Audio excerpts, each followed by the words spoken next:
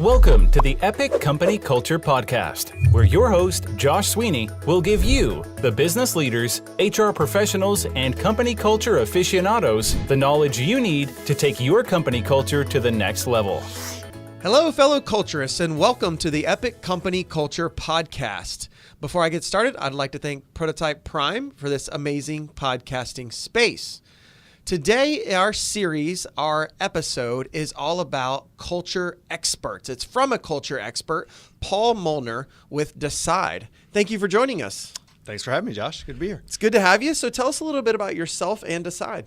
Yeah, so I am a one-man shop in Decide, an executive consultant who does tactically projects around everything from disaster recovery plans to, executive succession plans, onboarding, things like that. But all the tactical projects get wrapped up in strategic cultural projects. So I do a lot of time in executive coaching, a lot of time with leadership team offsites, because the goal is to help companies figure out ways to structure their own company so that all these tactical projects are successful, to get the right people on the boat, the right people in the right seats, get people excited about their jobs, engaged in what their company's doing.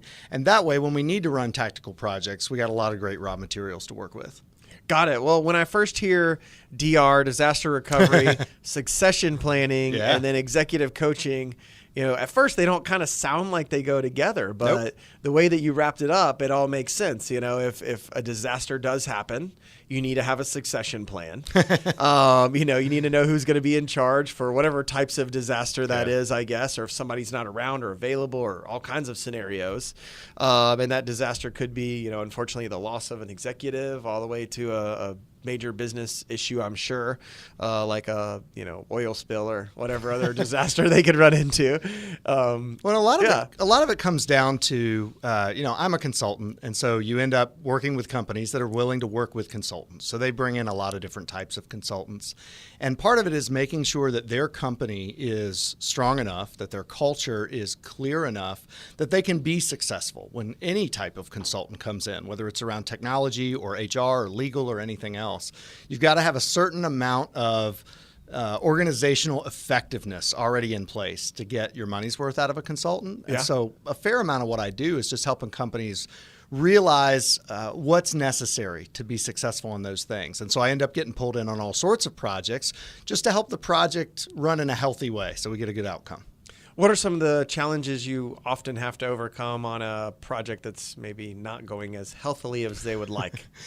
Trust. I mean, I think in most underperforming organizations and most underperforming parts of most organizations, trust is one of the main issues. If everybody on board doesn't believe that everybody else, or that the consultant that comes in, or that the executives really have the best interest of the organization and all of its parts at heart, they don't give good ideas. They're not willing to debate or to receive feedback. They're not willing to take help in areas that are weaknesses for them.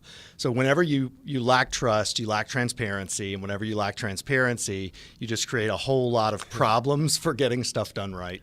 Yeah. What are some of the ways that you like to flip over to solving those? Is it individual coaching with different people? Is it like exercises that will help build trust? What are some ways you address it? Yeah, it is more on the individual level. I mean, a lot of what I do, no matter what sort of project it starts out as, it ends up with a lot of manager training, because we all know the statistics. The number one reason people leave their job is dissatisfaction with their frontline manager.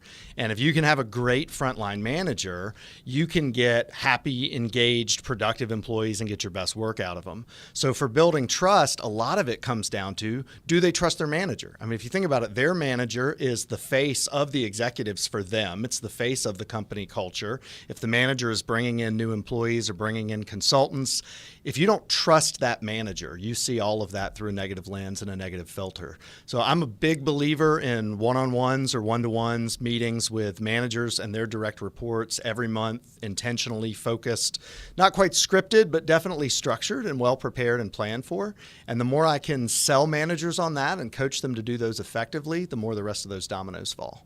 Yeah, I totally get the trust angle and the challenge there, because we do less of the one-on-one and more of the team building or team trust and communication workshops where, when we do the personality assessments, we get everybody in a room and what they realize is like, this person doesn't not like me. That's just a trait of their personality. This person's not lazy, they're more methodical. They think about it further, right? I'm sure you get some laziness, you get all kinds of factors, but when you look at it and say, hey, this is how this person operates, then you don't personalize it so much. You don't think they're against you, which helps build that trust. And that data is tremendously helpful because I said before, people look through a lens or through a filter.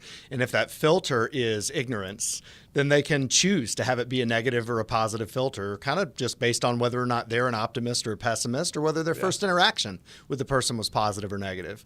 But when you're able to show somebody, I do that a lot in manager training. Let's look at your direct reports. Let's look at how they communicate. What are their communication styles? What are the ways that they make decisions, receive information, process information? What's the type of affirmation that they're looking for?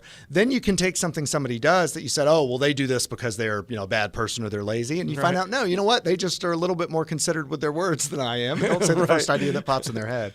So whether you do it as groups, which I think is really valuable to help people have that sense of team and that sense of us, I don't even want to say and you add to that doing it as individuals, especially with managers coaching their employees, I think you can really help build trust just by helping people see through a different lens.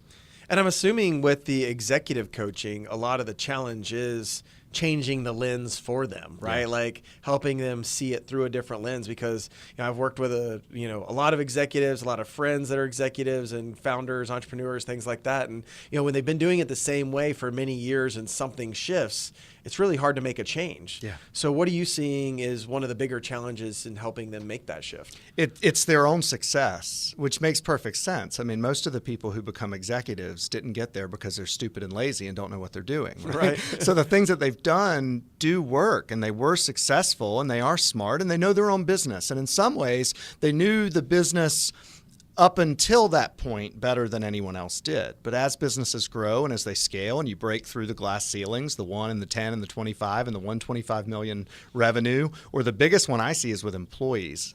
When companies hit that 50 employee kind of glass ceiling and need to get through that, it changes everything for how you structure, for what leadership looks like in management, what types of decisions you should be involved in and not. So a lot of my work with executives is with founder executives, CEOs, or maybe they were the first COO that was ever brought on, and they put the company on their back and got it to where it is. And so they should be commended for that, and they've done a great job.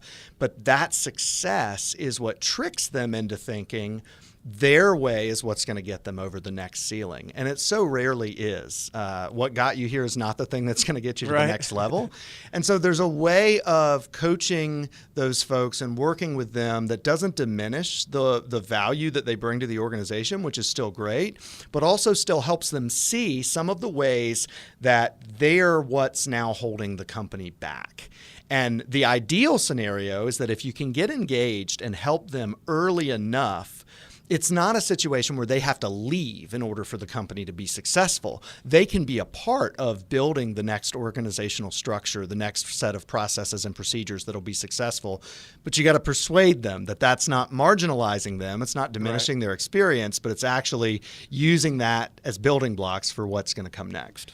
Yeah, and I know one of your presentations that you mentioned to me was the problem with the business is you, right? Yeah. So, and I definitely understand that, right? And you're talking about what got me here won't get you there, what got you here won't get you there. I mean, that's almost a mantra for me, because I want to build a lot bigger company than my last company that I grew and sold. Yeah. And I tell people that all the time. I'm like, hey, here's what I need to happen, because what I already know isn't going to get me to the new goal.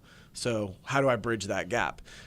In your conversations with people around that, around the business challenges you, how do you breach and that topic? It's right? tough. I mean, that's a tough one to tell them. Like, hey, it's you. You're the challenge. Yeah, it's tough. What does that look like? And when I do that talk, it really focuses in on two different problems. One is the one I just mentioned, which is a lot of times the founder themselves is the one that's kind of standing in the way. And there, it's an exercise in their own humility, in saying, hey, I'm an outsider. I don't really have any skin in this game except to give you an honest opinion of what I see. You've done a great job of bringing around a really competent team. You've surrounded yourself with A players, but you're not getting the best work out of these folks because you're the one holding them back. And so let's figure out a structure where you don't feel like you're totally giving up control, but where these folks, I mean, you've brought thoroughbreds and you're holding them back. Let's let them run free. So a lot of times if you approach it with more optimism than just, hey, you're killing your company and you're going to die, you get more response from executives that way. The other part of that talk, though, and something I see just as often, unfortunately, is the CEO or the founder of the company knows that's the issue, but it's not with them. It's with one of their rock star performers. It's with one of the initial 3, 4, 5 employees. Maybe it's that first COO, or maybe it was the rock star sales lead. That now that person's heroic mentality, which sounds like such a good thing, heroic mentalities are not a great thing when your company needs to scale and when you need repeatable processes and when people need to be able to take vacations and have a nice life and enjoy their time off. So that part of the conversation can actually be harder, because then you're talking to the CEO not about having humility for themselves, but about having the courage to go to that rock star performer who got us here and to say, hey, I love you. You've done an amazing job, but now you're holding us back. You're the problem. And frankly, that's harder to do than the first kind. I have a higher success rate of getting founders to recognize, you know what, I've got to change my role and my approach to this to be successful, than I've had with founders saying to someone that's become one of their best friends over the last 10 years building this company, hey, I love what you're doing and I love you, but we've got to change this. That's just tougher. Yeah, definitely. I think there's a Horowitz book on, and he mentioned some of the same things where it's like they had a major shift, they had a major growth, and the person who was in that position that went on that journey with you is really good. If you want to go start another business and go from 1 to 50 million, you need that person again. But now at this point in where you are, you need a different type of person. You need a different type of personality. You need a different type of experience. Like, it's kind of run its course. And I'm sure that's a challenge to have to, talk to somebody about that who's been there with you the whole ride. It is, and it takes a lot of humility and personal maturity to have somebody talk you through that and be persuaded. Because even, I've approached it even with a data mindset, the way you guys do with assessments and saying, look, this is the way you're wired. And so it makes sense that you would be more successful in this environment than that one. But everything about their experience says this company is successful because of me. And there's no caveats on that. There's no footnotes. And so when you tell them, now I'm saying this company can't be successful because of you, that's just a really hard thing for people to receive. Yeah, especially after, a decade or two worth of work. Yep. Yeah, most definitely. So let's go back and just, I guess, review some of your prior organization or your prior experience. What was a company culture that really resonated with you in the past? Something about it that you really loved? So the company that I worked for most recently, before I went out on my own, I was with about 5 years until we sold the company to a larger telecom company in North Carolina. And that company had existed for about 12 years before I ever came on board. But it was culture focused from day one. I mean, they had done everything right before any of us even knew what it was to do things right when it comes to culture. They had built an absolutely incredible company.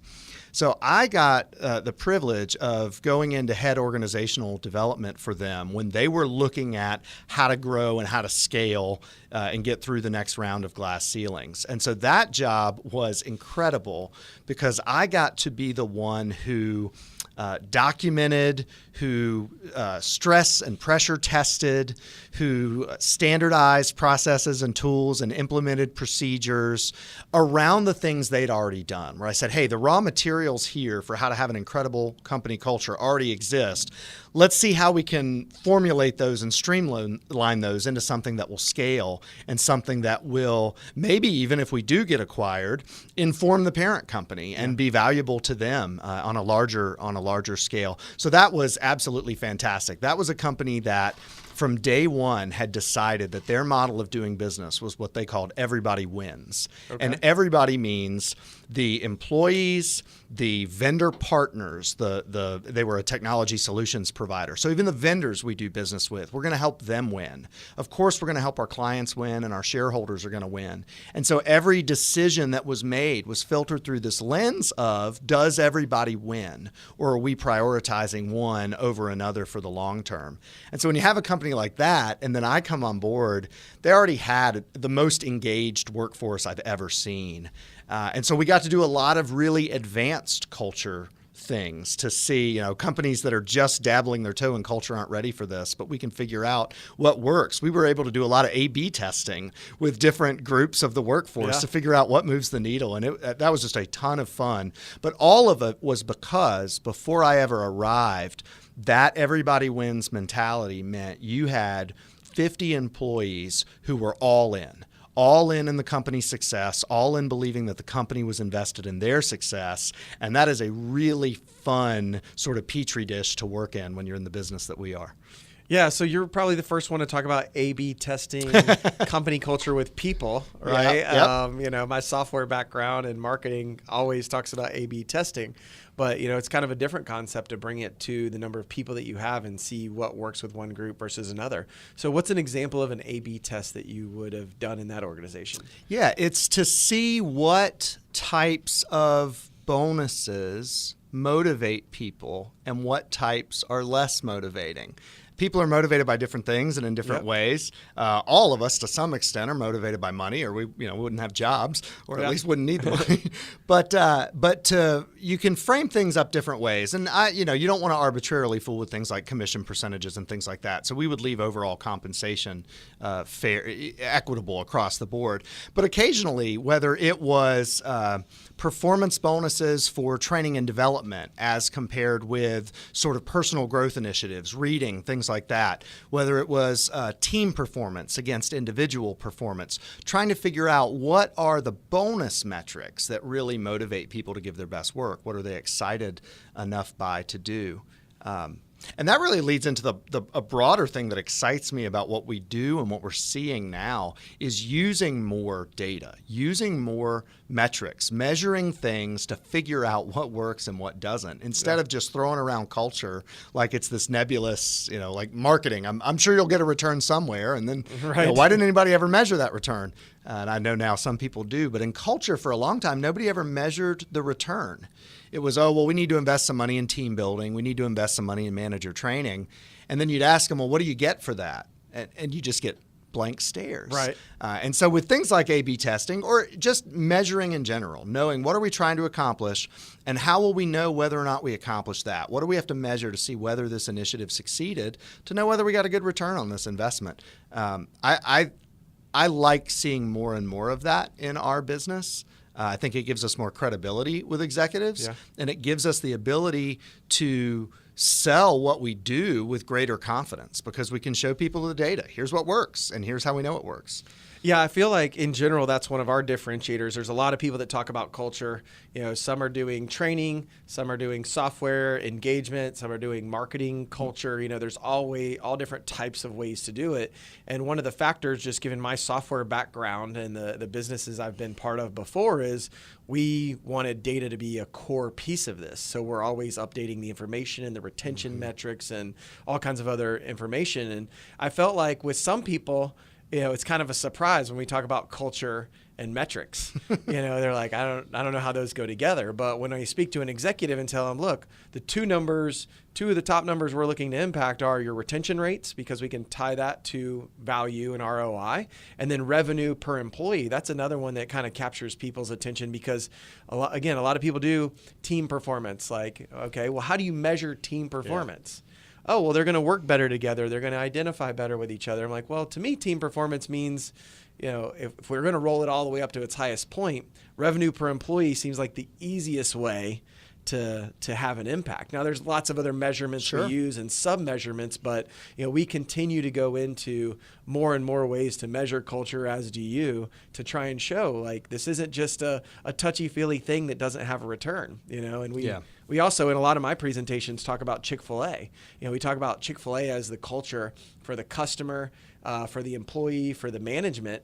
And then I say, well, you can think it's touchy-feely, and everything that goes into it, but Chick-fil-A per store does 4-to-1 revenue against a McDonald's on average. In 6/7 of the time open a week. In 6/7, right. They're closed on Sunday. I'm like, that's culture. Yep. That's what we're looking for. And that's the way that we want to be able to measure it for an executive team to make a good ROI and spend decision. Look at all the great culture companies that are top of mind. Chick-fil-A is one. Southwest Airlines is another one.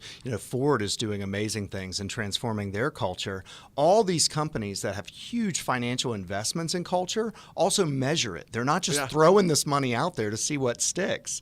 I see this all the time when I do things like Salesforce assessments and just, hey, let's get the information, a bunch of data on a bunch of different axes of how your sales team, sales management, sales strategy, sales training, all these things are performing. Let's see where the gaps are, and then we know where we could invest some money to see the highest return on investment to improve our sales force. And you hear so many sales managers just say, "Oh, well, you can't measure those sorts of things." Or I had one a couple of weeks ago tell me, "Well, our sales are up 30% this year." Great, why? Total silence. Right. Couldn't tell me why. And you know what? You go in and you do the data, and there'll be a handful of rock star performers dragging along the rest of the team. Yeah. So instead of spending money to give the rock star performers tools and processes that they don't need and don't want and that aren't going to move the needle, why don't we figure out whether it's sales strategy, training, sales metrics, sales tools that we need to invest in our underperformers to bring them up? What's wrong with having data? Yeah. And it's interesting because kind of going back to culture, like a lot of people want data. They say they use data, but when we actually see how much it gets put together and how much it gets referenced, it does, the two don't necessarily jive. What's being said and what's being done don't correlate. I know we did a retention scorecard for a client. It's like on the surface, retention rate's terrible. Oh, but when we dig into by department, there's only one department that's really causing this. Yep. Dig in more. Okay, well, here's what needs to happen in that department to fix the retention, fix all these other challenges. And like you said, it's a really good use of funds to do the analysis up front because instead of throwing it all out there and trying to do one big, culture initiative, you got to fix one or two or three areas. And executives are drowning in data right now. Yeah. I mean, they get so many uncorrelated, disconnected data points with no recommendations. I mean, part of the reason why I named my consultancy Decide is just decide. Just do something with the data. Make a decision. Let's move forward with it. And if we're not going to make a decision with it, if it's not going to influence the way we do business, don't get the data. It's not going to help you. It's just going to create hassle. But executives have so much data and so little help internally in how to use that data in ways that drive the company towards success. And bringing that back to culture, if they don't have a company culture of trust and transparency, then that data is the enemy. What you're going to do with that data. People don't want to give you honest data because they don't trust what you're going to do with it. So that's why I say, going back to where I started this, I do a lot of tactical projects. None of them are successful if we're not doing the other more strategic initiatives for how do we have a high culture, high trust environment. Because without that, it's what's the Lencioni book, Silos, Politics, and Turf Wars, right? That's what happens in any environment without trust. And then the smallest projects that shouldn't be that big a deal, that shouldn't be that difficult to get done, they go sideways. They fail. They get blown up. They take too long and cost too much money, all because you have an unhealthy environment in which to do those projects. Yeah, I get the point around the swimming in data, kind of going back to that, because when I did CRM implementations, for nearly a decade, I would always get, oh, well, I need this chart. Okay, well, what are you going to do with that chart? I just need it. Mm-hmm. Like, well, what decisions are you going to make from it? And I would try to, my goal was to bring them around to a point of saying, if you're going to put a chart on a dashboard, what's the action you're going to take off of that when you see a certain piece of data? Yeah. Or are you just asking for more data, right? Because eventually, like you said, you're swimming in it, you don't know what to do, as opposed to, you see this chart and you say, okay, if this number's this high, I got to do this. If this number's this low, I got to do this. And if it's in the middle, that's where I need to be. And getting that data comes with a cost. And I think that's one of the easy things. I see this a lot of times in organizations, but especially with sales managers to forget is, if you tell a salesperson, I want to start tracking this data, so you've got to put these 87 things in Salesforce right. every day, and she was being very successful at her job prior to your intervention, right. You've now added this extra burden. Well, if she's a high performer and she sees what you're going to do with the data and it's going to help the company succeed, you'll get a little grumbling, but you're not going to get, blow up your organization. But so many people just say, well, we'll get the data and we'll figure out what to do with it later. Oh, yeah. Forgetting that it comes with a human cost. You're driving that person's quality of life down for right. reasons that you can't even explain. And so again, you're trading something of a known value, of known quantity, this employee's happiness, their effectiveness, for some ambiguous, but we'll have more data and then we'll do something with it one day. So hone in on, there are really key performance metrics for every organization and for every part of the organization. Spend the time figuring out what those are. And then only go get those. And then you solve two problems. You're not drowning in data, and the data you get's actionable. Yeah, definitely. I mean, it sounds like we've worked with a number of similarly minded groups of people in both good and bad ways. Yeah, I think so. I think organizations trend very closely to the culture thermostat, I guess, of their leaders. And the leaders that say, we're going to be culture first, we're going to think about employees, we're going to think holistically, what's good for the whole, what's good for the long term. Those clients are a delight to work with. They have engaged, happy workforces. They also have a little less need of me, a little less need of you, right? Than clients who culture was kind of an afterthought for them. And it doesn't mean it's too late to catch up. Companies are doing amazing things now and figuring out how to implement these things little by little and kind of come in after the fact. But it's not the same experience. There's not the same caliber of trust within the organization. There's not the same sense of ownership. There's a bit of baggage to carry along. Yeah, you hear at a least lot for a while. In those organizations. You hear a lot more of "that's not my job," or you hear a lot of, "Well, why do you want to know that?" That real distrusting of what we're going to do. But it can change. Yeah. So what's an organization, you don't have to name names, or what's an experience that you had that was not a good culture experience, something that just stands out where you're like, I never want to work for a company that does that again, or just wasn't a good fit for you? Yeah, I certainly one comes to mind that I won't name names.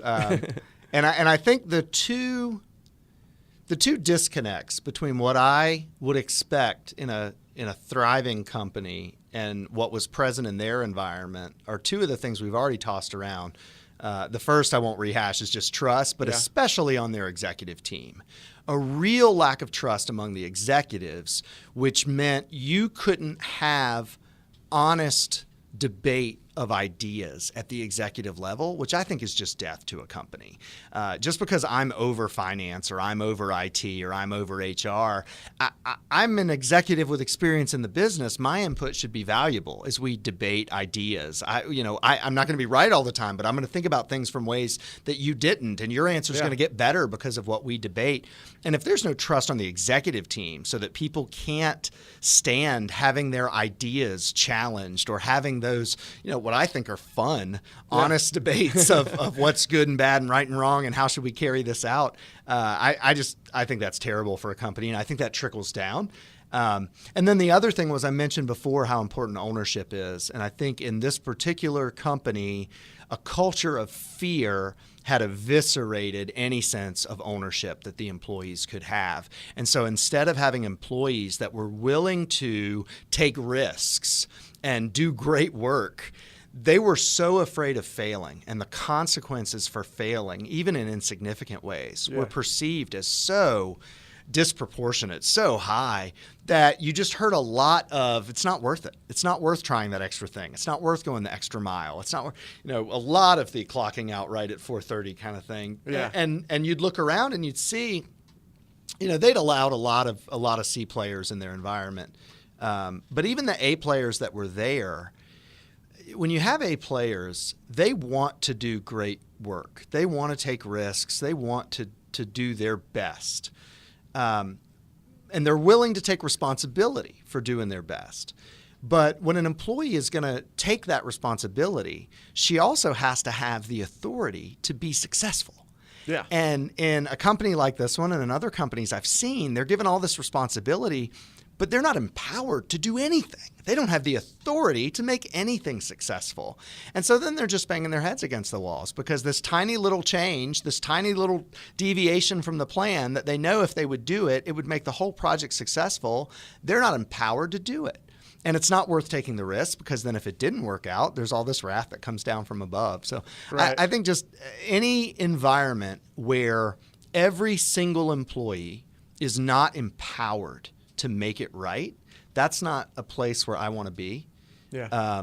We used to say at the company I mentioned before, Stalwart, they said this long before I got there, but you put the decision in the hands of the person who's closest to the decision.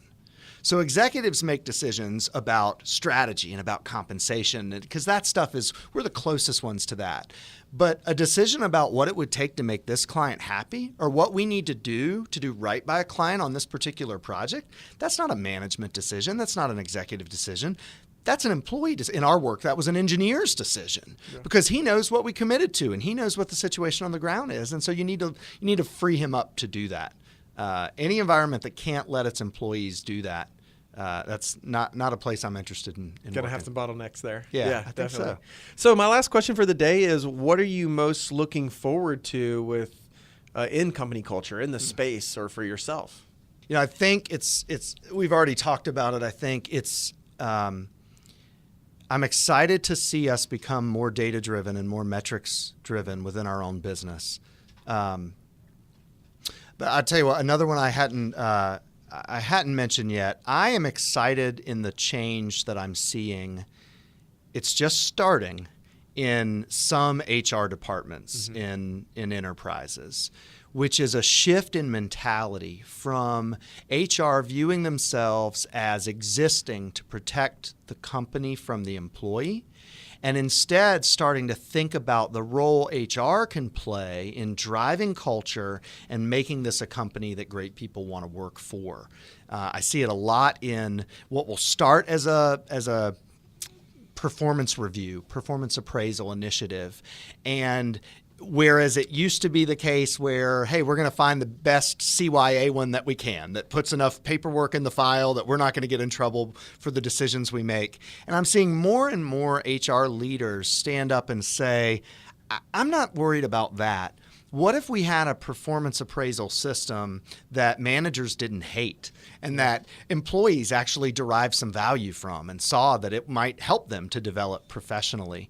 And just some of those small changes. But I think over time, if that really takes off, if HR really can transform itself as a service bureau within an organization that employees see as an asset to them, as something that actually helps their job and makes their job better, instead of just a arm's length enemy or a nuisance, I think that can be really good for the whole business of working on the people in the business.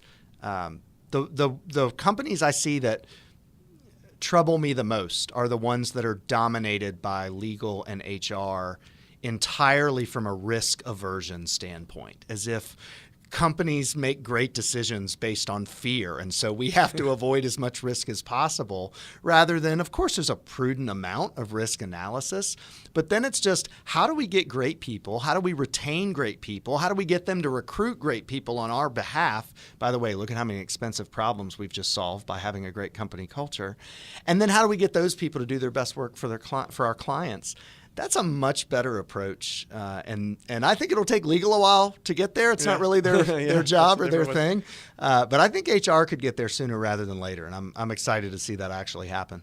That's an interesting viewpoint of having them shift because, I follow a lot of the HR material and things that they put out, and I know there's definitely HR people out there that are making that shift, but I've always seen it as a head of culture or a culture department will be the new standard. HR will, for the most part, there may be some shifts one way or another for 10 or 20% of what they do and may be able to align. But, I would almost foresee a department coming in, the company culture department, much like engineering has become, a required department for any company nowadays, right? You used to not have a development group in every single organization, and now it's pretty much required.